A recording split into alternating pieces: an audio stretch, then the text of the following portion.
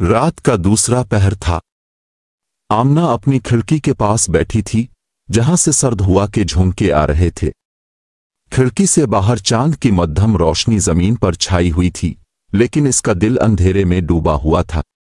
وہ سوچ رہی تھی کہ اس کی زندگی کا سفر کہاں جا رہا ہے۔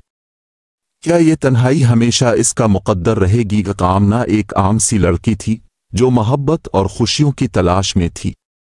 اس کی دنیا اس وقت بدل گئی جب اس کے والد جمیل صاحب نے اس کی شادی عثمان کے ساتھ طے کر دی۔ عثمان، جو آمنہ کا کزن بھی تھا، ایک سنجیدہ اور کام میں مصروف رہنے والا انسان تھا۔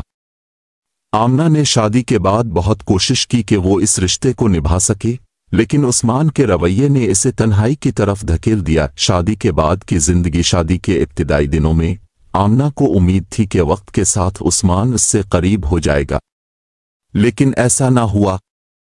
عثمان اپنے کام میں اتنا مگن رہتا کہ آمنہ کے جذبات اور احساسات کو سمجھنے کی کوشش ہی نہ کرتا۔ آمنہ، یہ فضول باتیں چھوڑو، میں دن بھر کام کر کے تھکتا ہوں اور تم ہر وقت شکایت کرتی رہتی ہو، عثمان اکثر اس سے کہتا۔ آمنہ کے دل میں محبت کی طلب تھی، لیکن وہ کسی دیوار سے بات کر رہی تھی۔ وہ اندر ہی اندر ٹوٹ رہی تھی، مگر اپنے والدین کی عزت کی خاطر خاموش رہی۔ دوست کی نصیحت۔ ایک دن آمنہ کی ملاقات اس کی پرانی دوست سائرہ سے ہوئی۔ سائرہ اپنی زندگی میں خوشحال اور آزاد تھی۔ اس نے اپنی تعلیم مکمل کی تھی اور ایک معروف ادارے میں اچھی نوکری کر رہی تھی۔ آمنہ، تم اپنی زندگی کو خود سنوارنے کی کوشش کیوں نہیں کرتی؟ سائرہ نے کہا۔ سائرہ، میں کیا کر سکتی ہوں؟ میری زندگی کے فیصلے ہمیشہ دوسروں نے کیے ہیں۔ آمنہ نے افسردگی سے جواب دیا۔ یہی وقت ہے کہ تم خود اپنی زندگی کا کنٹرول سنبھالو۔ اگر تم اپنی خوشی کے لیے کچھ نہیں کرو گی تو یہ تنہائی تمہاری زندگی کا حصہ بنی رہے گی۔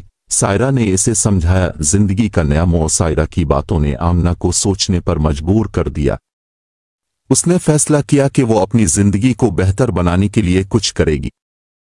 آمنہ نے ایک تعلیمی کورس میں داخلہ لیا اور چھپ کر پڑھائی شروع کر دی۔ کورس کے دوران آمنہ کو ایک نئی دنیا ملی۔ وہ خود کو پہلے سے زیادہ پرعزم اور مضبوط محسوس کرنے لگی۔ لیکن یہ سفر آسان نہ تھا۔ ایک دن عثمان نے آمنہ کو اس کے کتابوں کے ساتھ دیکھ لیا۔ یہ کیا ہے؟ تم نے یہ پڑھائی کب سے شروع کی؟ عثمان نے غصے میں کہا۔ میں اپنی زندگی کو بہتر بنانے کی کوشش کر رہی ہوں۔ عثمان، کیا یہ غلط ہے؟ آمنہ نے پہلی بار اپنی بات واضح انداز میں کہی۔ عثمان نے اسے سخت نظروں سے دیکھا اور کہا، مجھے تمہاری یہ حرکتیں بالکل پسند نہیں۔ تمہیں وہی کرنا چاہیے جو میں چاہتا ہوں۔ خود اعتمادی کا سفر۔ آمنہ نے اس بار ہار نہیں مانی۔ اس نے اپنی پڑھائی جاری رکھی اور کورس مکمل کر لیا۔ اس کے اندر ایک نئی طاقت اور خود اعتمادی پیدا ہو چکی تھی۔ وہ اب اپنی زندگی کے فیصلے خود کرنے لگی تھی۔ ایک دن آمنہ نے اپنی پہلی نوکری حاصل کی۔ وہ خوش تھی کہ اس نے اپنی محنت سے کچھ حاصل کیا ہے۔ جب عثمان کو اس بات کا علم ہوا تو وہ حیران رہ گیا۔ آمنہ کی مضبوطی اور خود اعتمادی نے اسے سوچنے پر مجبور کر دیا۔ رشتے کی بحالی۔ عثمان نے آمنہ کے رویے میں تبدیلی کو محسوس کیا۔ اس نے جانا کہ آمنہ نے اپنی زندگی میں جو مقام حاصل کیا ہے وہ اس کی محنت کا نتیجہ ہے۔ عثمان نے پہلی بار آمنہ کی باتوں کو سنجیدگی سے لینا شروع کیا۔ آمنہ، شاید میں نے تمہیں کبھی سمجھنے کی کوشش نہیں کی۔ میں تمہاری اہمیت کو نظر انداز کرتا رہا، عثمان نے کہا۔ آمنہ نے جواب دیا، عثمان، زندگی تبھی خوبصورت ہو سکتی ہے جب دونوں ایک دوسرے کو سمجھیں اور ساتھ دیں۔ خوشیوں کا آغاز۔ آمنہ اور عثمان کے رشتے میں آہستہ آہستہ بہتری آنے لگی۔ آمنہ نے اپنی محنت سے جو مقام حاصل کیا تھا اس نے اسے خود مختار اور مضبوط بنا دیا تھا۔